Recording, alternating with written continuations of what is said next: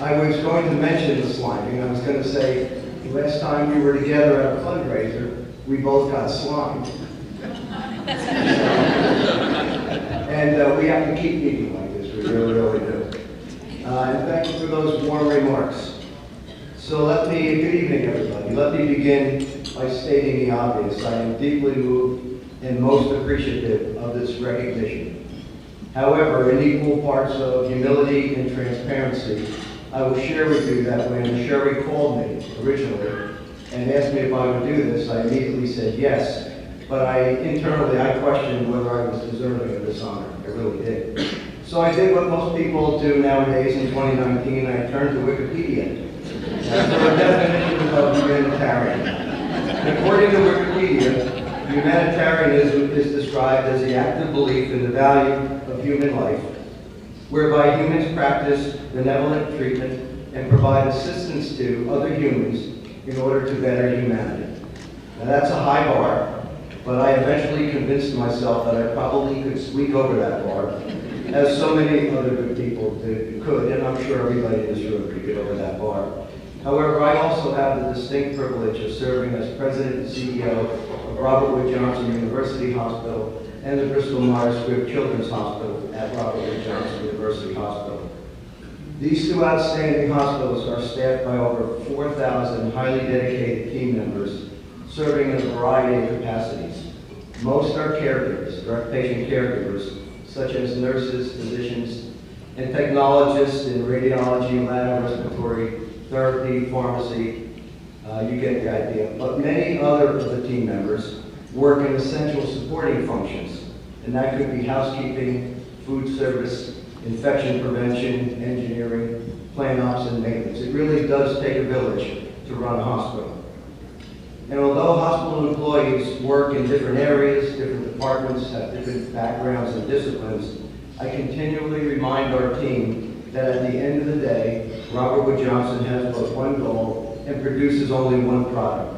And that product is patient-centered care, high-quality, humanistic, compassionate patient care. And so day in and day out, our 4,000 plus team members deal with the best and the worst of human behavior and emotions.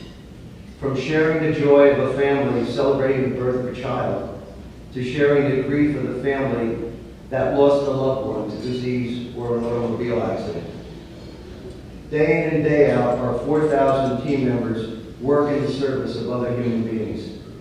It's tough work, and although the rewards are there, I don't believe that the public fully realizes how stressful and challenging the life of a healthcare worker can be. It's the reason why progressive organizations like RWJ maintain dedicated programs that deal with physician staff burnout, grief counseling, and other forms of employee emotional assistance. At RWJ, our team members' lives are dedicated to the physical and spiritual healing of others. On our team, being a humanitarian is a daily activity, and the scope of that being a humanitarian frequently goes well beyond Wikipedia's definition of providing benevolent treatment and assistance. In healthcare, it is often much more personal and routinely calls for the caregiver to sacrifice some part of themselves to assist another, or directly share in someone else's pain or grief to lighten their load. And so it is in this context, this deeper definition of humanitarianism, that I proudly accept this wonderful award, but not for myself, but on behalf of the 4,000 plus humanitarians that run Robert Wood Johnson and the Bristol Myers Squibb Children's Hospital 24 hours a day, 7 days a week, 365 days a year. And I want to thank Sherry and Michael Wells for what they have done and continue to do in the battle against cancer. You not only inspire us, but Sherry and Michael, you define the very highest standards of humanitarianism. 2 months ago, almost to the day, I lost my mother to cancer. She was 92. Brady was only 23 months old when that opportunistic disease took his precious life way, way too soon.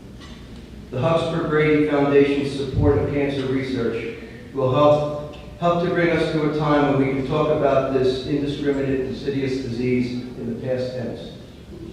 Thank you, Sherry and Michael, for all that you have done, and thanks to everyone here for your support of this great cause. Thank you. Enjoy the rest of the evening.